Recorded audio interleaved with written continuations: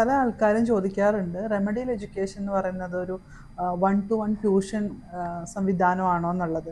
തീർച്ചയായിട്ടും അല്ല. Remedial education എന്ന് പറയുന്നത് പഠനത്തിൽ പിന്നോക്കം നിൽക്കുന്ന കുട്ടികൾ, അതല്ലെങ്കിൽ പഠന പ്രയാസങ്ങളുള്ള കുട്ടികൾക്ക് അവരുടെ രീതി മനസ്സിലാക്കിക്കൊണ്ട് വ്യക്തിഗതമായിട്ട് കൊടുക്കുന്ന ഒരു എഡ്യൂക്കേഷൻ സപ്പോർട്ടിനെയാണ് നമ്മൾ റെമഡിയൽ എഡ്യൂക്കേഷൻ എന്ന് പറയുന്നത്.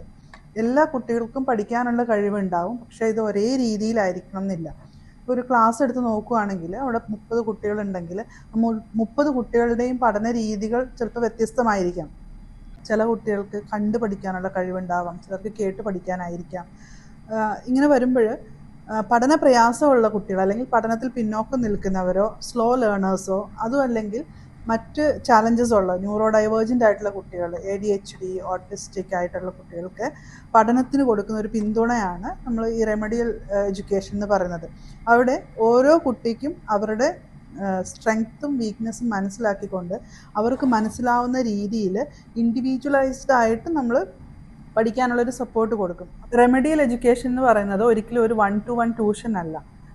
ഇത് ഒരു ഇൻഡിവിജ്വലൈസ്ഡ് എഡ്യൂക്കേഷൻ പ്രോഗ്രാമാണ്. ഓരോ കുട്ടിക്കും വ്യത്യസ്തമായ രീതികളുണ്ടാവും. അത് മനസ്സിലാക്കി ട്രെയിൻഡ് ആയിട്ടുള്ള ഒരു സ്പെഷ്യൽ എഡ്യൂക്കേറ്ററോ ഒരു റെമഡിയൽ കോച്ചോ കൊടുക്കുന്ന ഒരു എഡ്യൂക്കേഷൻ സപ്പോർട്ടിനെയാണ് നമ്മൾ റെമഡിയൽ എഡ്യൂക്കേഷൻ എന്ന് പറയുന്നത്.